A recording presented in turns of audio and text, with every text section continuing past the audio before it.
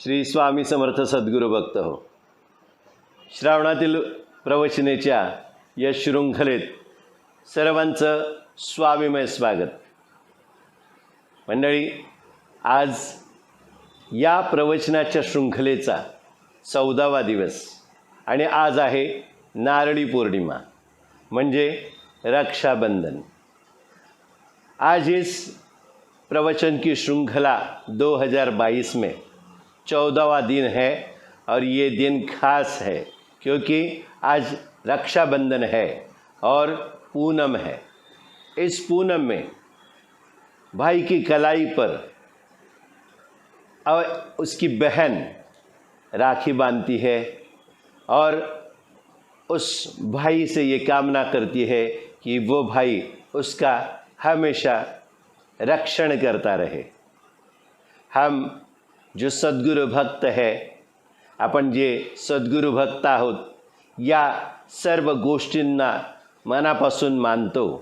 हम तहे दिल से ये सारी बातें अच्छी तरीके से समझते हैं कि ये जो रीति रिवाज है वो अपने जीवन में कितनी मायने रखता है.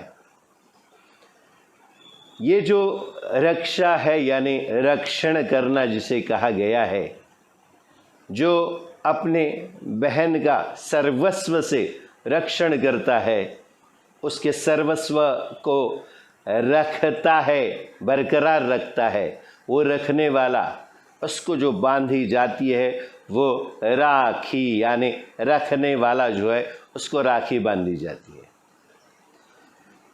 हमारे बचपन से लेके आज तक हमने कई बार रक्षाबंधन में अपने कलाई पे राखी बांध के लिए है और बहनों ने अपने भाइयों की कलाई पर राखी बांधी है.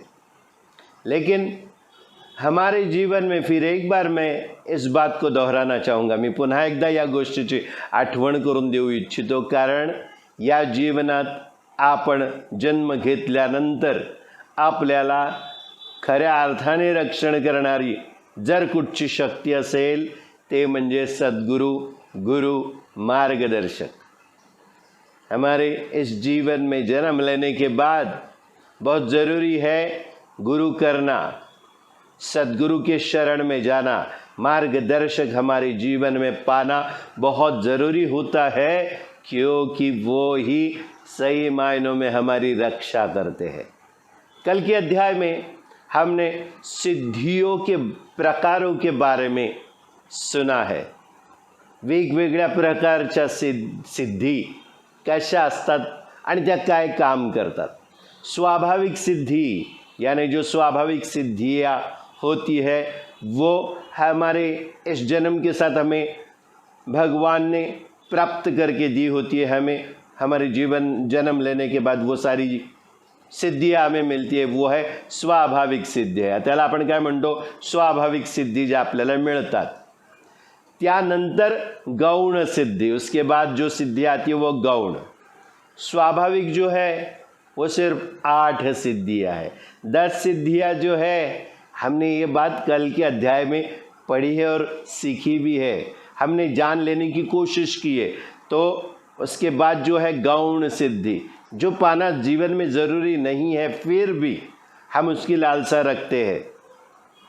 हमने अपने जीवन में अच्छी तरीके से साधना की तो ये सारी सिद्धियाँ जो है, जो गौण है, जिसके बारे में हमें सोचने की भी ज़रूरत नहीं है, जो हमारे जीवन में इतनी मायने नहीं रखती, ती आपल्या जीवनामध्ये त्या सिद्धींचा एवढा उपयोग नसतो किंवा त्याची गरजही नसते, म्हणून त्या गौण सिद्धी आहेत. तर त्या 10 आहेत. या पूर्ण जर पाहायला गेलं तर ह्या 18 सिद्धि होतात. 18 सिद्धियाँ हो जाती है. ये हमने कल के अध्याय में पढ़ा था.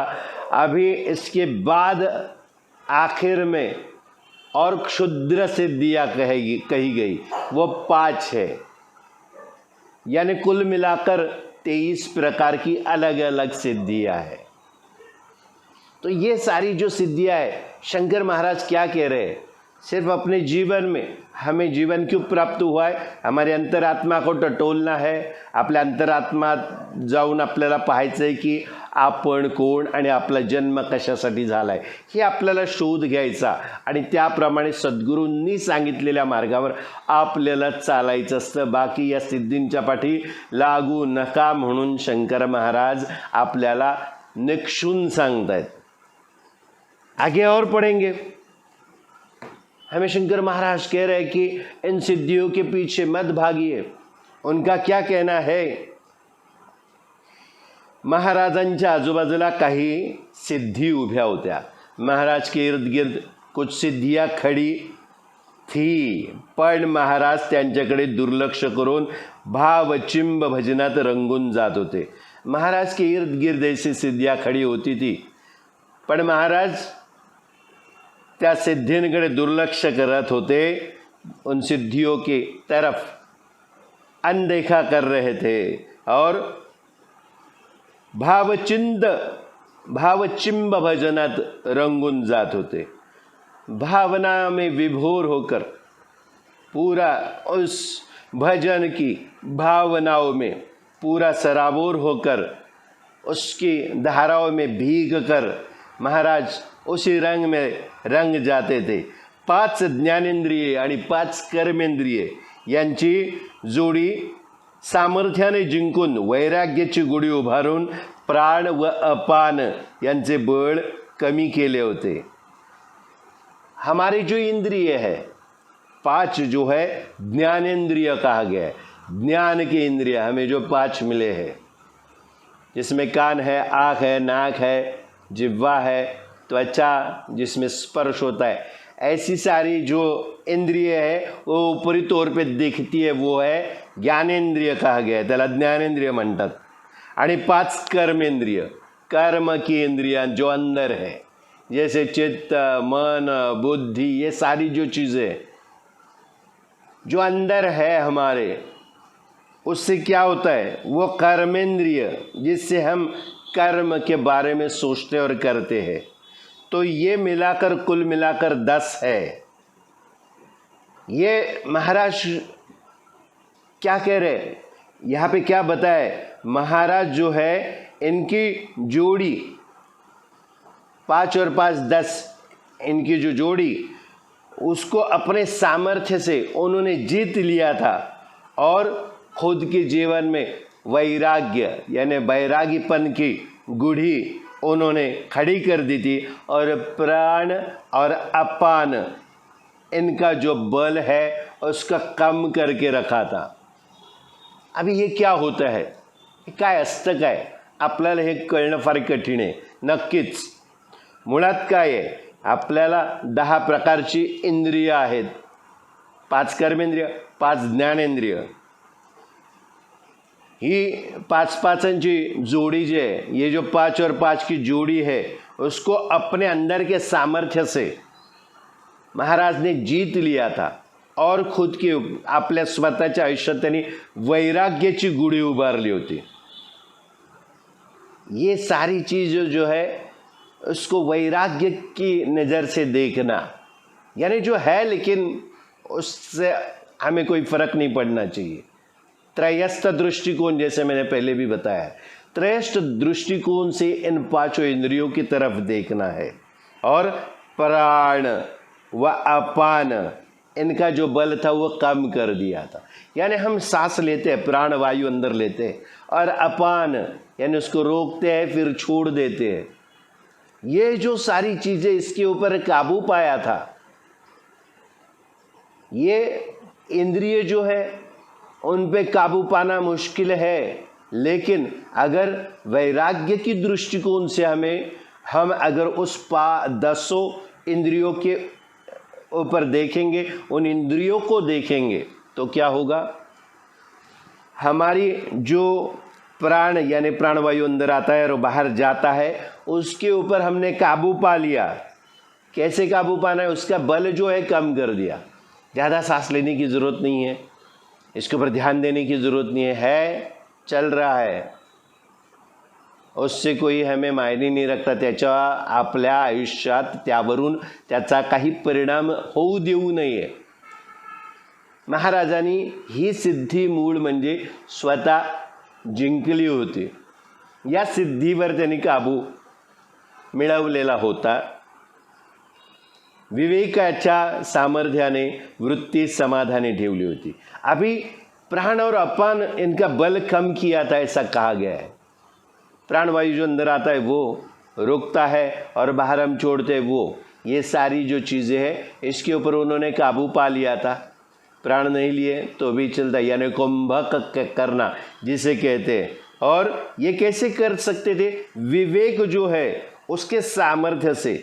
अंदर की जो वृत्ती है, हमें ज़्यादा सांस लेने नहीं तो हमारा दम घुट जाएगा, आपण जर श्वास घेतला नाही तर गुदमरायला होईल वगैरे वगैरे, हे सगळं आपल्याला वाटतं आणि ह्या गोष्टींची आपल्याला भीती वाटते.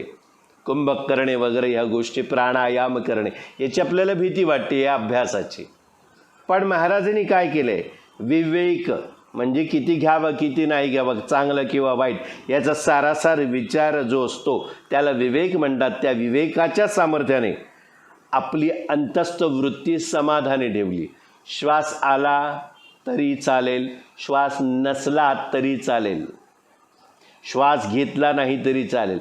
सांस जो अंदर आ रही है, प्राण वायु अंदर आ रहा है, वो आया या नहीं आया, वो रुका या नहीं रुका, वो छोड़ दिया फिर भी नया नहीं लिया तो भी कोई फर्क नहीं पड़ता. इस अवस्था में वो पहुंच गए थे.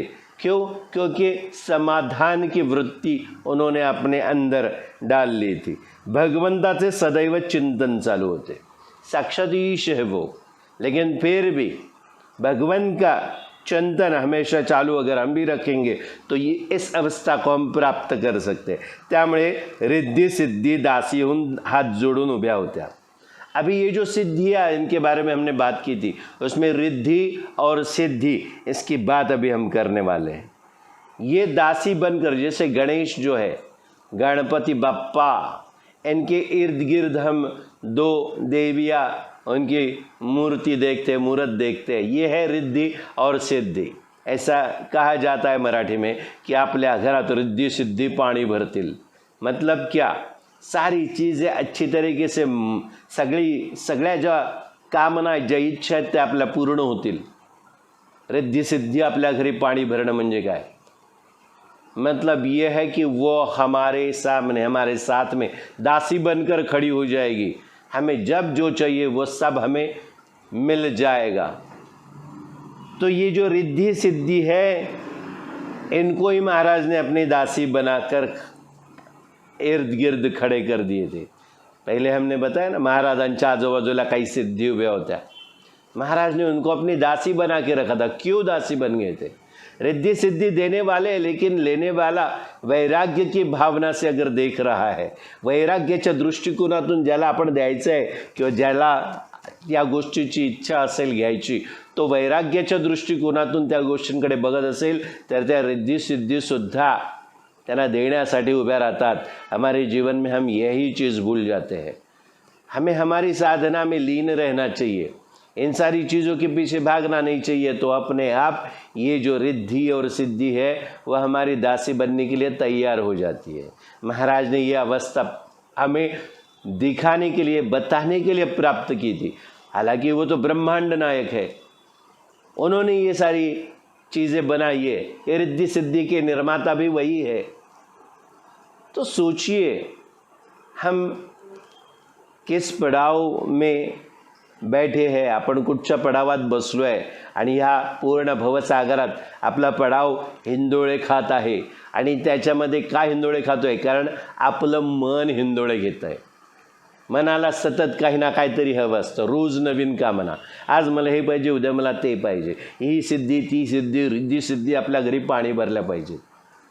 ते रिद्धी सिद्धी पाणी कशा भरतील? त्यांच्या पाठी लागायची गरज नाही आहे. त्यांच्या पाठी नाही लागलं तर त्यांच्याही लक्षात येतं की या व्यक्तीला वैराग्य आलं आहे. आता वैराग्य आल्यानंतर प्रत्येक गोष्टीकडे जो बघण्याचा दृष्टिकोन, त्यांची वृत्ती सगळं बदललेलं आहे. त्यावेळेला ह्या रिद्धि सिद्धि का समोर उभे रहतात? ये रिद्धि सिद्धि हाथ जोड़ के क्यों खड़ी रहती है? क्योंकि उन्हें मालूम होता है कि हमारी जो सिद्धियाँ और रिद्धि सिद्धि जो है उनको मालूम होता है कि हमारा गैर इस्तेमाल ये व्यक्ति नहीं करेगा. हा मनुष्य प्राणी आपल्या रिद्धि सिद्धि आपण जो आहोत, आपला वापर गैरवापर ही व्यक्ती करणार नाही आणि समाजाच्या कल्याणासाठी, समाजाच्या उद्धारासाठी ही व्यक्ती त्या रिद्धिसिद्धींचा वापर करेल. म्हणून त्या रिद्धिसिद्धी हात जोडून दासी बनून समोर उभ्या राहतात. आपल्याला प्रत्येक गोष्टीची अपेक्षा असते, हे पाहिजे ते पाहिजे. महाराजांच्या समोर या रिद्धिसिद्धि का हाथ जोड़ून उभ्या होत्या?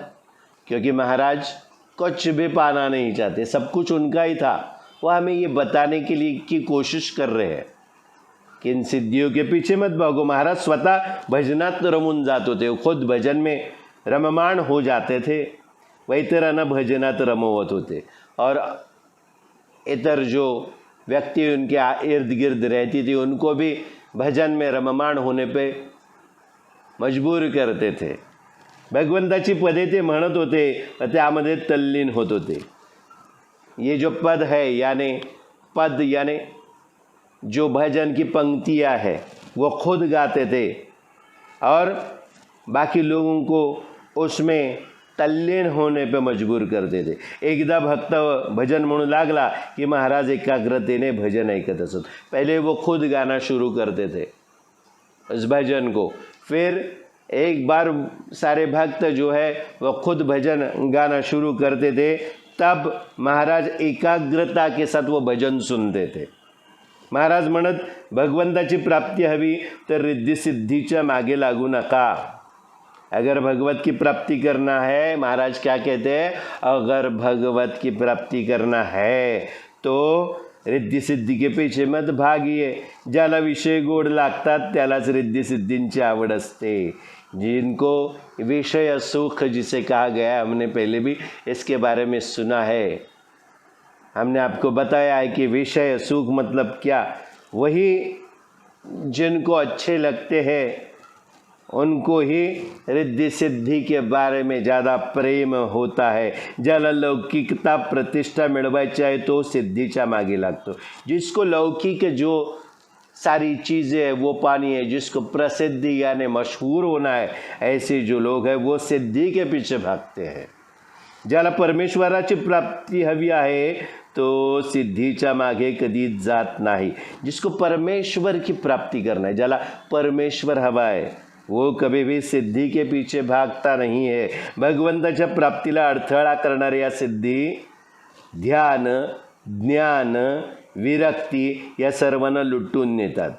भगवत को प्राप्त करने की हमारी जो इच्छा होती है उसके बीच में ये अटकलें पैदा करने वाले जो सिद्धि है वो क्या करती है, ते काय करतात तर ध्यान, ज्ञान आणि विरक्ति या सर्वांना लुटून नेतात. हमारा जो ध्यान, हमारा जो ज्ञान और हमारी विरक्ति इसे लूट कर चला जाता है. ये सारी चीज़ें हमसे निकल जाती है, हमारे हाथ से छूट जाती है. इसलिए हमें चौकन्ना रहने की ज़रूरत है. ध्यान अवस्था में लीन रहना है. ध्यान मतलब सजगता. हमारा ध्यान यानी हमारा जो लक्ष्य यानी हमारा तवज्जो या क्या कहते हैं इसे, हमारा ज़्यादातर जो हमारी सोच है और सही या गलत की जो पहचान है वो है सजगता. ध्यान हम करेंगे ज़्यादातर तो ध्यान अवस्था में जाने के बाद हमें ये सजगता हम आसानी से पा सकते हैं. और सजगता हो तो हमें गलत और सही की अच्छी तरीके से पहचान हो सकती है. इसीलिए ध्यान और ज्ञान मतलब सब कुछ हमने पा लिया है, लेकिन ज्ञान की ज्योति हमारे अंदर प्रकट ही नहीं हुई है, हमने उसको जलाया नहीं है. तो क्या होगा, ज्ञान नहीं है तो कुछ भी नहीं है. ये ज्ञान जो है वो हमसे अगर पाया हुआ ज्ञान भी निकल गया क्योंकि हम सिद्धियों के पीछे भागे, तो क्या होगा, हमें सही और गलत की पहचान करने के लिए जो चीज़ ज़रूरी है वो है ज्ञान, वही निकल गया तो क्या होगा. और विरक्ति यानी क्या, महाराज जिस वृत्ति से इन रिद्धि सिद्धियों के तरफ देखते थे वो है विरक्ति. हमें इनकी लालसा नहीं है, हमें ये जो सिद्धियाँ है ये पाने की ज़रूरत नहीं है. ऐसी सोच अपने अंदर, ऐसी वृत्ति हमें हमारे अंदर पैदा करना, ये है विरक्ति की अवस्था. भगवंताच्या प्राप्तीच्या अगदी समीप या सिद्धी साधकाला लुटण्यासाठी सज्ज असतात। भगवत की प्राप्ति करने के लिए हम बहुत आराधना करते, साधना करते, बहुत सारी चीज़ें करते, जप जाप ध्यान धारणा पूजा वगैरह सब कुछ करते हैं भगवत को प्राप्त करने के लिए। और जब प्राप्त करने का समय समीप आता है, नज़दीक आता है, तो भगवान के आसपास ही ये रिद्धि सिद्धियाँ खड़ी रहती है ताकि हमारा ध्यान उनकी तरफ जाए और वो रिद्धि सिद्धियाँ अपने चंगुल में हमें खींच ले, फंसा ले और फिर हमारी भगवत प्राप्ति की इच्छा बाजू में रह जाए। हमें जो साध्य करना है वो बाजू में रह जाए और हम कहीं भटक जाए। इसीलिए ये रिद्धि सिद्धि साधक को लूटने के लिए भगवत के समीप, भगवत के नज़दीक ही खड़ी रहती है। भोगाची लालसा प्रकट करून त्या छळतात व भगवंताची प्राप्ति दुरावते। वो क्या करते हैं, हमें अपनी तरफ खींच लेते, हम भगवत प्राप्ति की इच्छा रखकर आगे बढ़ते रहते अपनी साधना में, आराधना में। ये क्या करते, ये हमें अलग दिशा में खींच लेती है। भोग की लालसा, भोगने की लालसा प्रकट करते हमारे मन में और हमें छल कपट से भगवत की प्राप्ति हमसे छीन लेते हैं। आपल्यापासून भगवंताची प्राप्ति छळ करतात त्या आणि आपल्यापासून भगवंताची प्राप्ति दुरावते। आपल्याला भगवंताची प्राप्ति करणं हे आपलं इप्सित आहे आपल्या आयुष्याचं। अनेक संत भजनात रमून गेलेले दिसतात। ज़्यादातर जितने संत हैं वो भजन में दंग रहते हैं। ध्यानाने स्वतःला आनंद लाभेल, परंतु भजनाने ऐकणाऱ्यालाही आनंद लाभत असतो।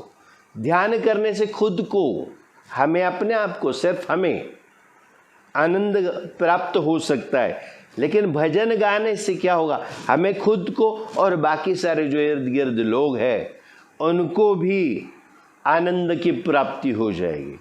ऐकणाऱ्यालाही, भजन ऐकणाऱ्यालाही आनंदाची प्राप्ती होईल। भजन गाताना आपल्या आतमध्ये खूप आनंद विलसत असतो, तयार होत असतो आणि बाहेर येत असतो। आणि तो आनंद गाण्याने काय होतं, आजूबाजूला आपले जे लोक आहेत ते पण त्याचा आनंद लुटतात आणि भजनाने सगळ्यांना आनंदच मिळतो। वैदिक काळात ऋषिमुनी हे यज्ञप्रसंगी वेद ऋचांचे गायन करीत होते। अभी वैदिक काल के बारे में बात हुई है। जो ऋषिमुनि हमारे हैं वो यज्ञ जब करते थे तब उस वक्त उस वेद या उस यज्ञ की वक्त वो वेद ऋचा जो है उसका गायन करते थे।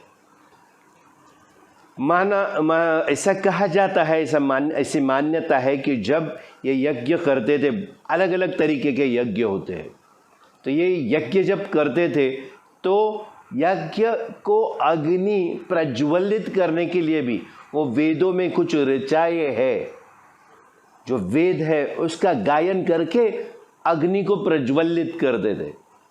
हमें माचिस की तीली लगती है, लेकिन उनको वेदों की जो ऋचाएँ है, जो वेद की पंक्तियाँ है, वो सिर्फ गाकर, यानी कितना प्रचंड और ऐसा असीम सामर्थ्य है इन ऋचाओं में वेदों के, तो वो ऋचाओं का गायन करते थे। सा व अप या दोन शब्दांच्या संयोगाने साम हा शब्द बनला है। हमने ये चीज़ पहले भी पढ़ी है, इसके ऊपर पूरा ब्यौरा हम दे चुके हैं। सा और अप से साम ये शब्द बना हुआ है।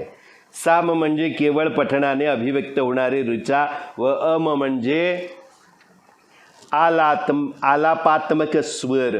ये हमने इसी प्रवचन की श्रृंखला में किसी अध्याय में हमने इसके ऊपर बहुत अच्छी तरीके से बताया है कि सा और अप इन दोनों शब्दों के संयोग से साम शब्द बना है। और साम मतलब क्या, तो सिर्फ पठन से अभिव्यक्त होने वाली ऋचा, और अम का मतलब है आलाप लेते हम, उस आलाप के स्वर, वो स्वर मतलब क्या, अम।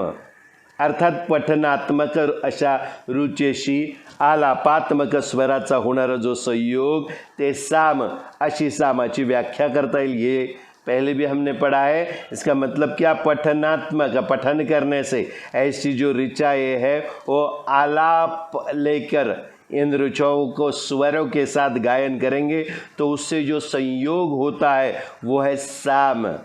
ये उसकी व्याख्या है। वेदातील सामवेद तो मी आहे, वेदों में जो सामवेद है वो मैं हूँ, ऐसा कह के श्री भगवान श्री कृष्ण ने सामवेद का श्रेष्ठत्व स्वमुख से वर्णन किया है। वेदातील सामवेद तो मी आहे असे म्हणून भगवान श्रीकृष्णाने सामवेदाचं श्रेष्ठत्व स्वमुखानं आपल्याला वर्णन केलं आहे। ओम मधील अ हा पुरुष व तू ही प्रकृति, ये सारी चीज़ें मैं अभी दोहराऊंगा नहीं, क्योंकि इसी प्रवचन की श्रृंखला में हमने इसे पढ़ा है। यांच्या संयोगातून सारे वाङ्मय आणि शब्द निर्माण होतात। ओम में अ हा ये जो पुरुष है और व तू ये प्रकृति है, इनके संयोग से सारे वाङ्मय जो है, जो शब्द है वो तैयार होते। या दोन वर्णांच्या मिलनाने स्वरकंपन युक्त वर्णमाला जन्माला येते। ये जो दो वर्ण है अ और तू, ये जो है इससे क्या होता है, इनके दो वर्ण के मिलन से स्वर कंपन से युक्त, स्वर और कंपन, कंपन मतलब वाइब्रेशन, स्वर कंपन युक्त वर्णमाला जन्म लेती है। स्वरांच्या विशिष्ट रचनेमुळे निर्माण होणारे संगीतही यातच समाविष्ट है। स्वर सात सूर जो है उसके साथ जो विशिष्ट रचनाएं उसकी की जाती है, उससे तैयार होने वाला, निर्माण होने वाला संगीत भी इस सामवेद में समाविष्ट है। अनेक प्रकारच्या साधना करून संत मंडळी नामस्मरण व भजनावर येऊन स्थिरावली। अनेक प्रकार की साधनाएं करके ये जो संत है ये नामस्मरण और भजन के ऊपर आकर रुक गई, वहाँ पे आकर स्थिरता उन्हें प्राप्त हुई है। बहुत सारी अलग अलग प्रकार की साधनाएं हैं, वेगवेगळ्या प्रकारच्या साधना ये जो संत है उन्होंने करने के बाद ये कहा कि रुके हैं नामस्मरण और भजन के ऊपर, क्योंकि उन्हें ये मालूम पड़ा है कि नाम का स्मरण करते रहने से ही हमें भगवत की प्राप्ति होगी। और भजन में क्या होगा, भजन से भी, भजन हम खुद गाएंगे तो हमें भी आनंद की प्राप्ति होगी, और इर्द गिर्द जो लोग हैं वो सुनेंगे तो उनको भी आनंद की प्राप्ति होगी। और जहाँ आनंद है वहाँ ब्रह्मानंद प्रकट होते हैं। ब्रह्मानंद मतलब साक्षात ब्रह्मांड नायक, यानी परमेश्वर की प्राप्ति हमें भजन से हो सकती है। बहुत सारी अच्छी अच्छी बातें हमें शंकर महाराज ने बताई है, बहुत अच्छी अच्छी चीज़ों की सीख हमें दिए, उपदेश हमें दिए। अनेक प्रकारच्या साधना करून संत मंडळी नामस्मरण व भजनावर येऊन स्थिरावली। समर्थ रामदासाने धन्य ती गायनी कला असे वर्णन केले आहे। समर्थ रामदास स्वामी जो थे उन्होंने गायन की कलाएं जो है वही धन्य है ऐसा वर्णन किया है। नामदेव कीर्तनातून अभंगाचे गायन करीत होते। नामदेव, हमारे संत नामदेव जो थे वो कीर्तन करते थे और कीर्तन में से अभंग का ही गायन करते थे। नारदीय कीर्तन व वारकरी कीर्तन यातून ज्ञानाच्या जोडीला संगीत असल्यामुळे रंजकता वाढते। नारद मुनि ने जो कीर्तन कहा है, नारायण नारायण करने वाले हमारे नारद मुनि जो है उनके हाथ में तंबोरा रहता है, तानपुरा रहता है, और उसके ऊपर वो अपने हाथ उनके चलते रहते हैं और संगीतमय वातावरण निर्माण होता है। और वो जब बात करते हैं तो मानो ऐसा लगता है कि वो संगीत के स्वर में ही बात करते हैं। ऐसा हमने कई फिल्मों में देखा है, इसीलिए हम उसकी कल्पना करते हैं, नारायण नारायण। तो ये जो स्वर नारायण का नाम स्मरण कर रहे, कैसे कर रहे, संगीत के आलाप के साथ, उनके सुरों के साथ। नारायण नारायण नारायण नारायण भी कर सकते थे, लेकिन वो कैसे करते हैं, नारायण नारायण। तो हमें इस बात को समझना है। श्री स्वामी समर्थ, श्री स्वामी समर्थ, असं पण आपण म्हणू शकतो, श्री स्वामी समर्थ, श्री स्वामी समर्थ, श्री स्वामी समर्थ। तो देखिए हमें भी अच्छा लगने लगा, आप सुन रहे, आपको भी अच्छा लगने लगा। तो ये है स्वर की साधना। स्वर की साधना ही परमेश्वर है। परमेश्वर को पाना है तो स्वर की साधना, क्योंकि स्वर परमेश्वर ने ही निर्माण किए। क्यों? क्योंकि उसमें लय जो है वो लय पृथ्वी जैसे अपने खुद के इर्द गिर्द घूमती है और सूर्यमाला में सूर्य के इर्द गिर्द भी घूमती है। तो वो घूमने की एक लय होती है। वो तेज घूमेगी तो हमें तकलीफ होगी, ये बात हमने आपको पहले भी इस प्रवचन में समझाई है। तो पृथ्वी की जैसी लय है, सारे जो ग्रह है उनको अपनी एक लयबद्धता है, एक गति है, एक स्पीड है। तो वैसे ही इधर ज़रूरी है ये जो लय है वो हमारे अंदर भी आएगी तो सारी चीज़ें लयबद्ध और स्वरबद्ध होगी। यही यहाँ पे बताने की महाराज ने हमें कोशिश की है। तो नारदीय कीर्तन जिसे कहा जाता है और वारकरी यानी हमारे जो संत मंडली है उनका जो समूह है उसको वारकरी कहा जाता है, वो कीर्तन करते हैं। और नारद मुनि का जो कीर्तन है नारदीय कीर्तन कहा जाता है, उसमें ज्ञान तो मिलता ही है लेकिन उसके साथ संगीत होता है, इसीलिए बहुत हमें अच्छा लगता है, रंजकता हमारी बढ़ जाती है, उसमें रस पैदा होता है। हमें उसमें रस पैदा होने के लिए संगीत को उसके साथ जोड़ना जरूरी है। वो किसमें है? सा और अम में, यानी साम वेद में है। श्री शंकर महाराजही भजनात रंगून जात होते व भक्तांच्याकडूनही भजन करून घेत होते। ज्ञानाचा विचार करताना मुक्तीची अपेक्षा असते। अभी देखिए शंकर महाराज खुद भी भजन में रंग जाते थे और भक्त जो थे उनसे भी भजन करवा के लेते थे। ज्ञान का विचार करते वक्त मुक्ति की अपेक्षा होती है। ज्ञान क्यों पाना है? ज्ञान पाकर क्या करेंगे? ज्ञान पाकर हमें यही करना है कि हमें सही या गलत की पहचान है, लेकिन क्या सही है क्या गलत है, क्या सच है क्या झूठ है, क्या असत्य है क्या सत्य है, क्या नश्वर है और क्या रहने वाला, ये सारी चीज़ों का फर्क हमें समझ में आता है। लेकिन जब सामने वो परिस्थिति खड़ी रहती है तो हमें कुछ भी सूझता नहीं है। वो समझ आने के लिए हमें सत विवेक बुद्धि यानी सद्गुरु की दामन को थामना पड़ता है, उनका हाथ थामना पड़ता है। तो वही यहाँ पे ज़रूरी है। महाराज क्या करते थे?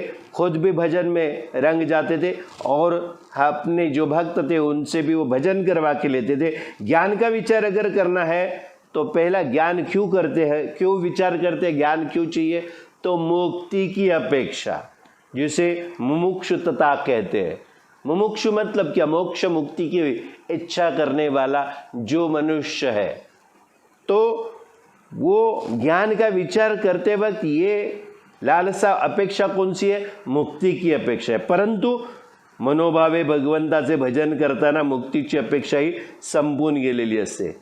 अभी भगवंत का भजन जो है वो मन से, अंदर से, अंतरात्मा से करेंगे। मनोभावे आपण जर भगवंताच्या भजनात रमून गेलो तर ती मुक्तीची अपेक्षा, वो मुक्ति की अपेक्षा भगवत के भजन में हमें पूरा सराबोर हो गए, पूरे दंग हो गए, तो हम ये भी भूल जाते कि हमें क्या पाना है? मुक्ति। मुक्ति भी बाजू में रह जाती है और वह मुक्ति की अपेक्षा जो है पूरी तरीके से कभी कभी खत्म भी हो जाती है, ऐसा कहना है। त्यामुळे भजनातून दिव्य आनंद प्राप्त होतो। भजन से क्या प्राप्त होता है? दिव्य आनंद। नाथ स्वामी भक्त परिवार में, नाथ स्वामी बेकरी मठ में हर शनिवार हम क्या करते हैं? ये भजन का आयोजन करते हैं। रोज शाम को 8 बजे हम प्रवचन करते ही है। हमारे जो स्वामी भक्त है वो आकर उसका लाभ लेते हैं, लेकिन वो ऑनलाइन नहीं रहता है। वहाँ पे मठ में आके लोग बैठते हैं और ऐसे लोग बैठते हैं, उनको भी लय प्राप्त होनी चाहिए। ये जो प्रवचन रहता है वो प्रवचनकार प्रवचन कर रहे हैं, हम सुनने वाले सुन रहे हैं, लेकिन प्रवचनकार जो है उसको भजन के साथ कीर्तन में भी भजन आ गया, स्वर आ गया, तो क्या उसमें दिलचस्पी बढ़ेगी, आपल्याला त्याच्यात आनंद वाटतो। इसलिए हम क्या करते, शनिवार के एक दिन प्रवचन आधा घंटा या 1 घंटा और फिर बाकी हम लोग भजन करते, अलग अलग जो भक्ति गीत है वो गाते, कुछ भावगीत भी हम गाते। क्यों? भाव के साथ जुड़ने के लिए भाव गीतों की भी ज़रूरत होती है। आपण भावसंगीत पण घेतो, भावगीतं घेतो आपण या भजनांमध्ये।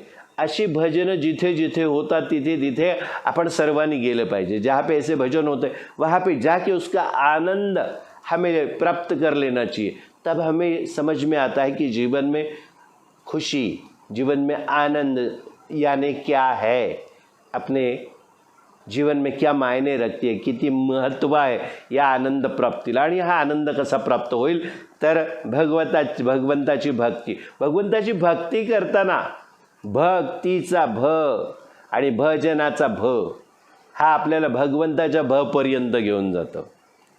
देखिए, भक्ति का भ, भजन का भ और भगवंत का भ, ये तीनों भ एक दूसरे के साथ अगर लिपटे हुए हो तो भजन में जो लयबद्धता है वह हमें भक्ति की सही मायनों में मिठास समझा देगा। और मिठास एक बार हमें, क्योंकि हमें मिठास अच्छी लगती है, मीठी चीज़ें अच्छी लगती है, तो उस स्वर में, उस भजन में जो मिठास है वो मालूम पड़ेगी। तो हम क्या करेंगे, हम अपने आप भगवान के पास खींचे चले जाएंगे। अरे भगवत की प्राप्ति हमें हो सकती है उससे। कितना आसान तरीका है, शंकर महाराज ने कितना आसान हमें ये सब बताया है, आसान करके रखा है। इसीलिए हफ्ते में एक बार नाथ स्वामी भक्त परिवार जो है, नाथ स्वामी बेकरी मठ में, डिलाल रोड, मुंबई, क्या करते हैं हम भजन करते हैं। सब एक साथ मिलकर भजन का आनंद लेते हैं। फिर वो भजन इतनी ऊर्जा पैदा कर देता है कि पूरा, फिर इतवार होता है, संडे, वहाँ से लेके अगले शनिवार तक, अगले शनिचर तक आनंद ही आनंद की प्राप्ति हो जाती है। सारे दिन अच्छे गुजरते, फिर कहीं वो आनंद धीरे धीरे कम होता है, फिर शनिवार आ जाता है। ये होना ज़रूरी है। लेकिन रोज़ भजन करेंगे तो बहुत ही अच्छा है, लेकिन हमें उतना ओवरडोज कहते हैं उसे, वह हमें पसंद नहीं है, क्योंकि हम आज इस कलयुग में जी रहे हैं। हमारे रोज़मर्रा की जीवन में हमें वक्त नहीं है। हालांकि हम जो प्रवचन रोज़ करते हैं, आज भी इस प्रवचन की श्रृंखला में हम रोज़ 8 बजे ये प्रवचन करते हैं, तो बहुत सारे लोग हैं उनको वक्त नहीं मिलता। हमें इसे वक्त देना चाहिए। हमारे जीवन में वक्त को पैदा करना पड़ेगा इन सारी चीज़ों को, क्योंकि उसमें क्या आनंद है। बहुत सारे स्वामी भक्त, बहुत सारे सद्गुरु भक्त हमें खुद बता रहे हैं कि हमें बहुत आनंद प्रतीत हो रहा है। हम जब आपको सुनते हैं, ये सारी चीज़ें हम सुनते हैं, हमारे जीवन में आनंद प्रतीत हो रहा है। क्योंकि क्या है कि हमें ये सारी चीज़ें कभी सुनने को मिली नहीं है।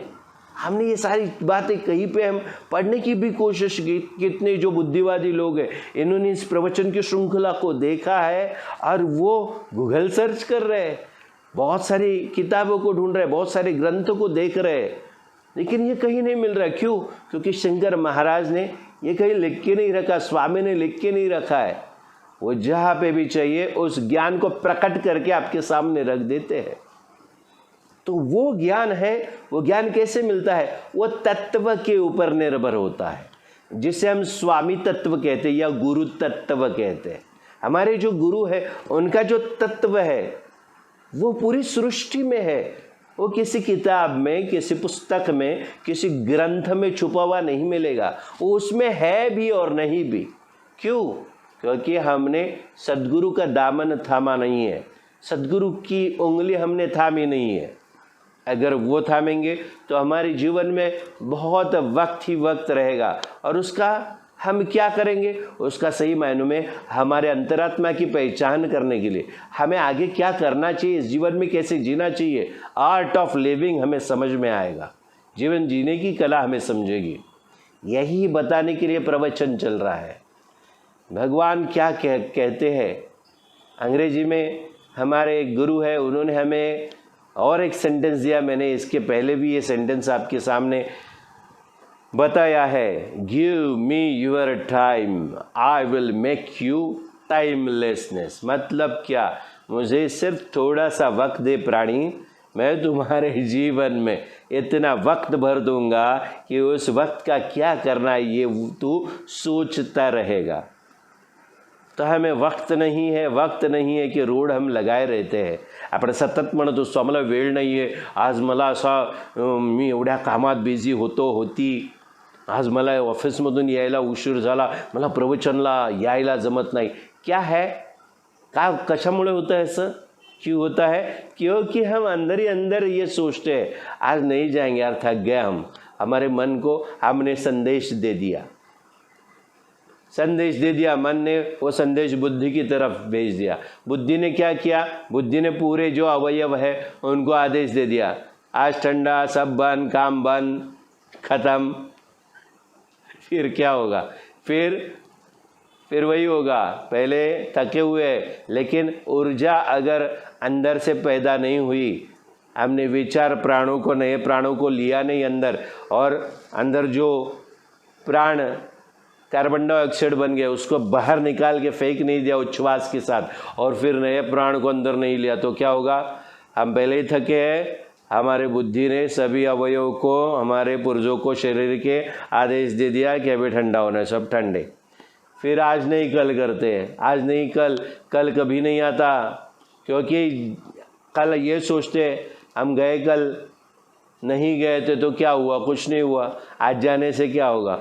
फिर आप प्रवचन में उस वक्त पहुंचने में बहुत साल भी लग सकते हैं, लेकिन कभी ना कभी इसकी शुरुआत हमें करनी ही पड़ेगी।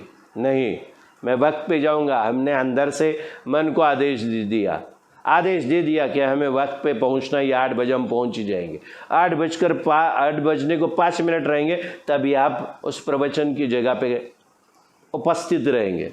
क्यों?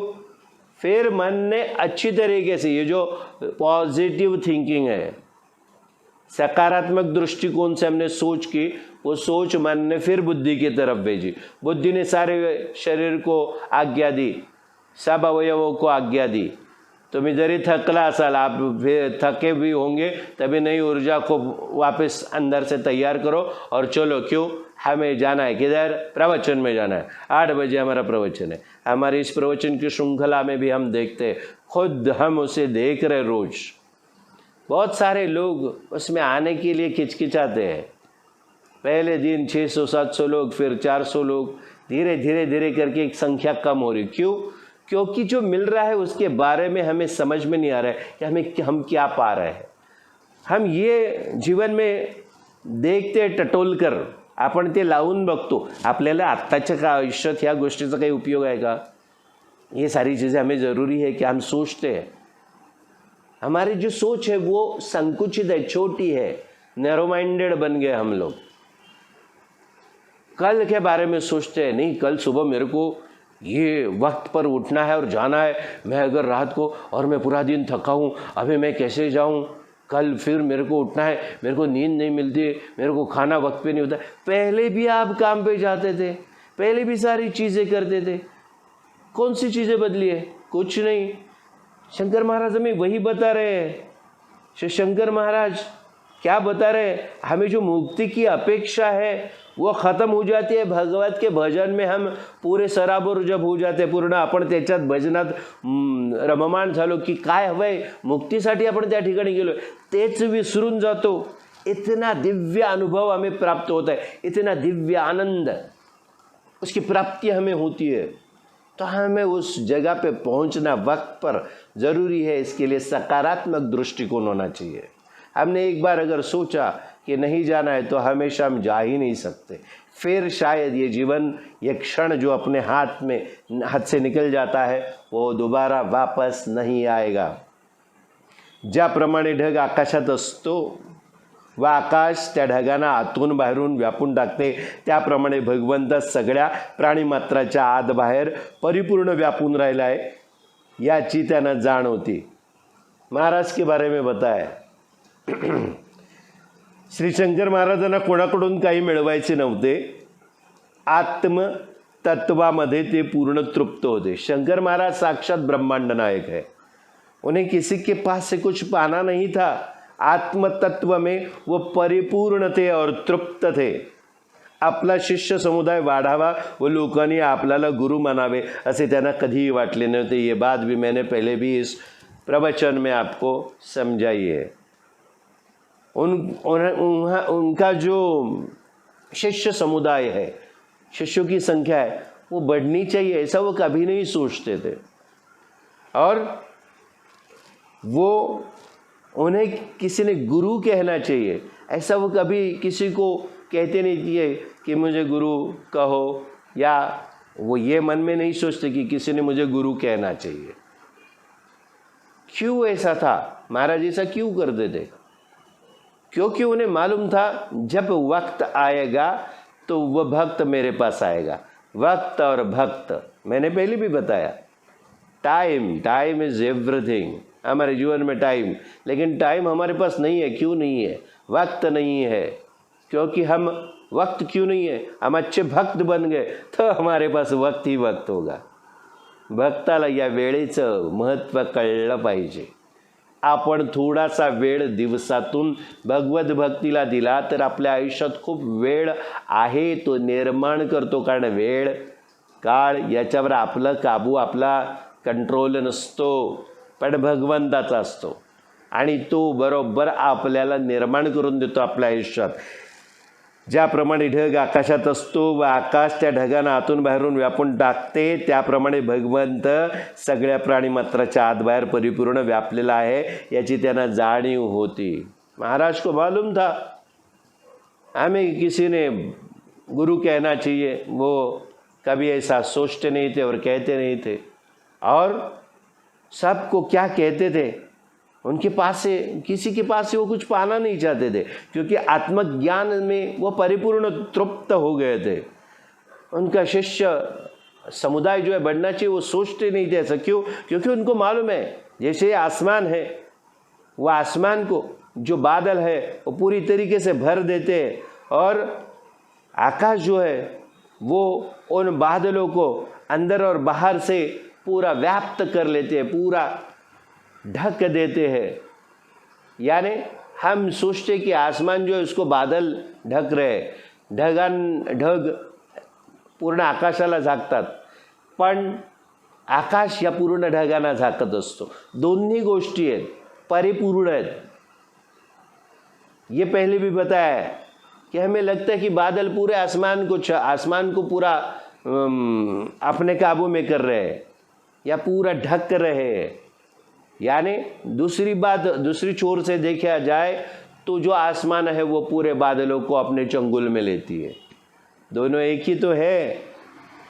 उसी तरीके से भगवान सारे जो प्राणी मात्र है, जितने भी योनि में जन्म लिए हुए प्राणी, पशु, पक्षी, कीटक, और ये पूरा जो निसर्ग यानी कुदरत है, इसको अंदर और बाहर से उसने खुद से ही, खुद के वृत्ति से, खुद के शक्ति से व्याप्त कर चुका है. वो सभी जगह पे, सभी प्राणी मात्रों में भगवत की शक्ति है ही है.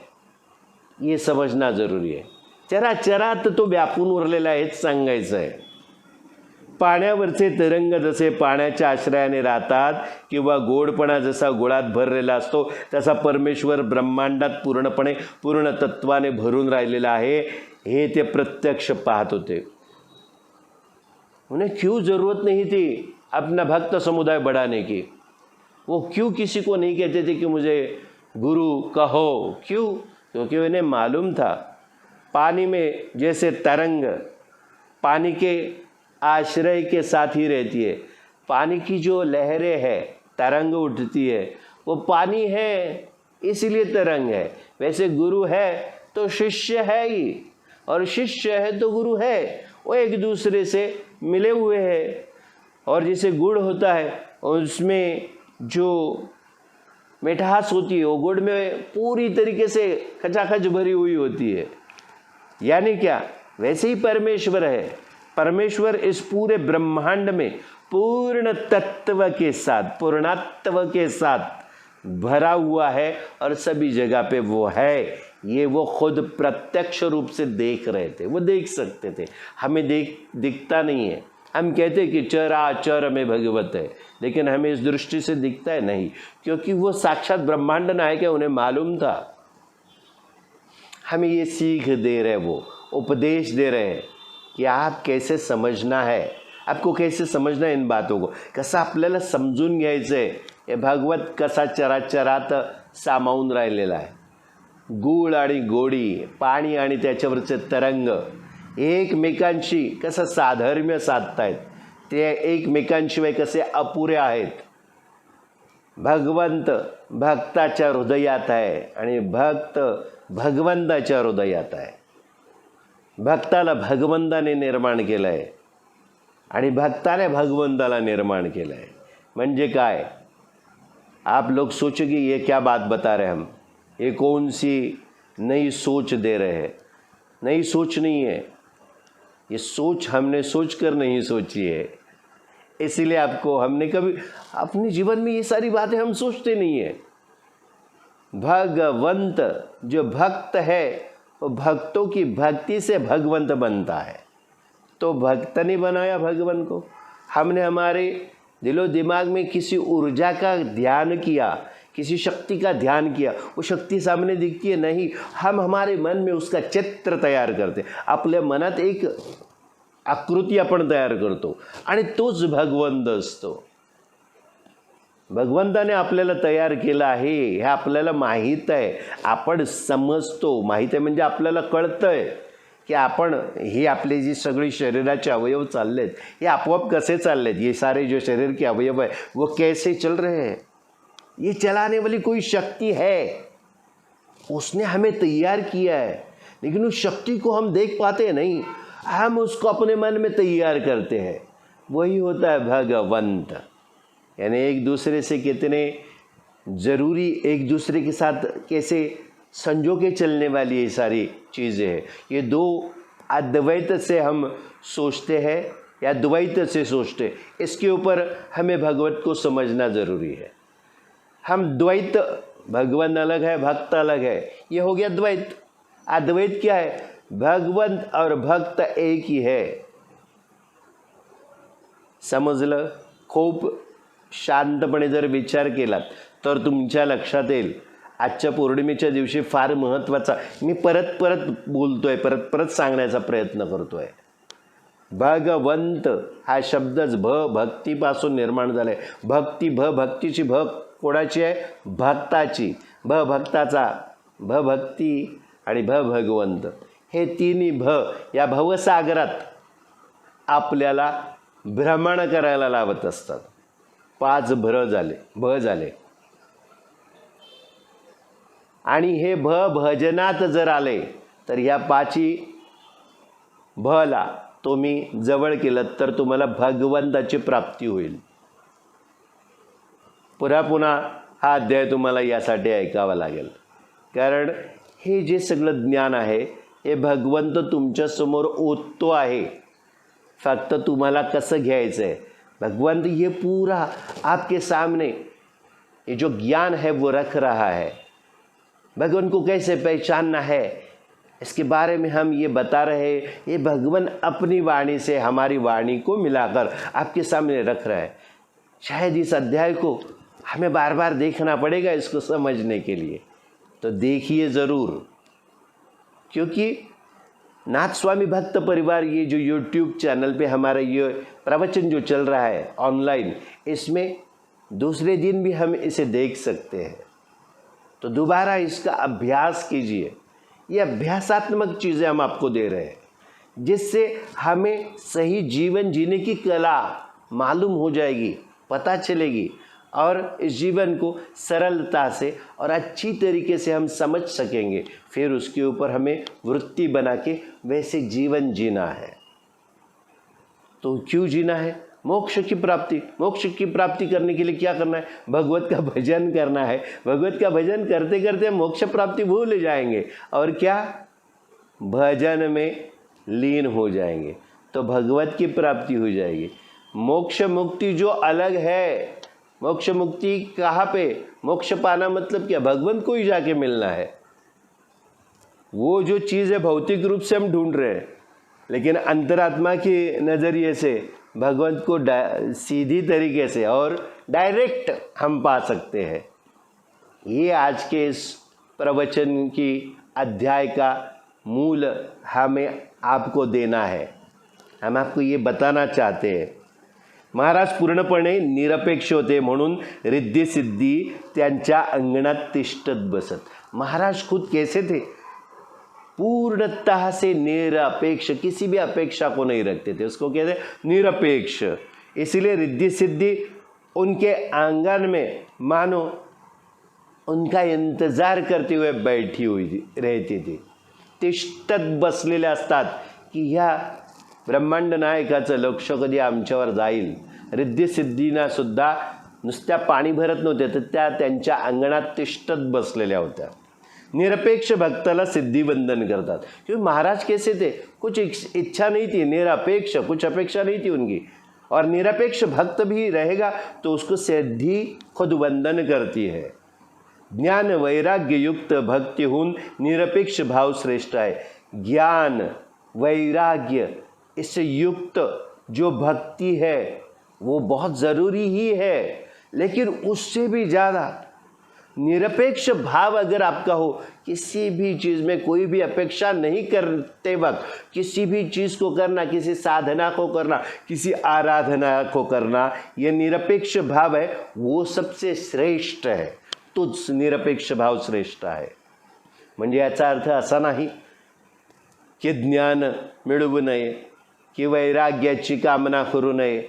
वैराग्य काय असतं ते समजून घेऊन त्याच्यावर आपली वृत्ती बाळगू नये असं नाही, पण निरपेक्ष भाव त्याच्याही पेक्षा श्रेष्ठ आहे।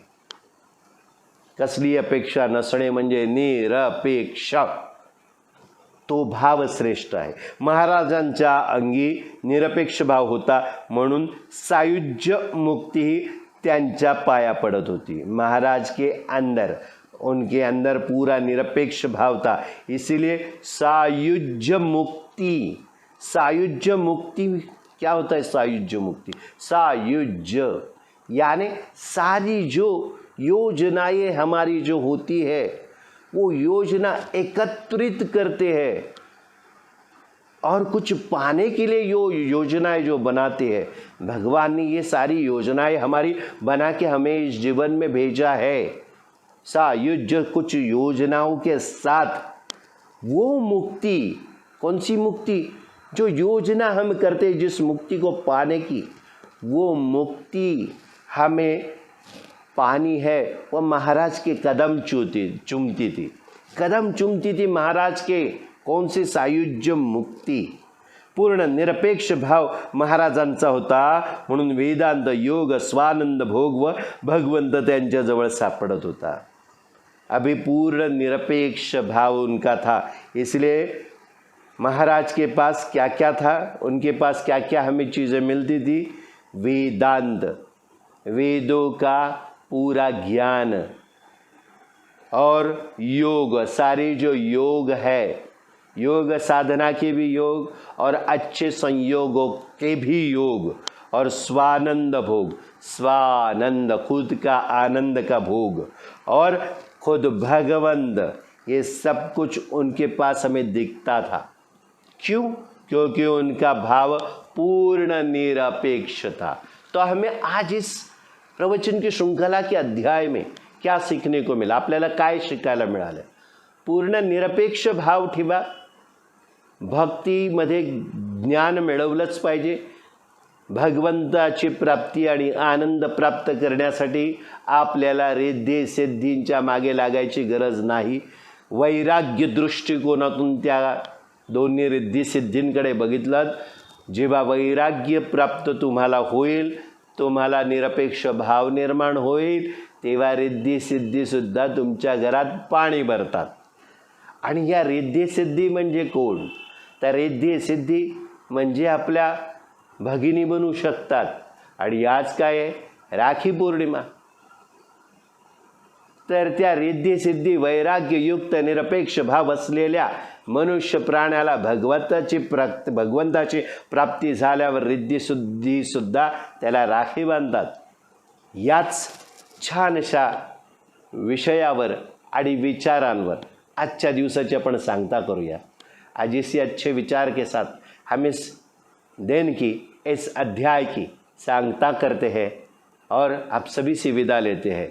श्री स्वामी समर्थ, श्री स्वामी समर्थ, श्री स्वामी समर्थ. जय शंकर, जय शंकर, जय शंकर.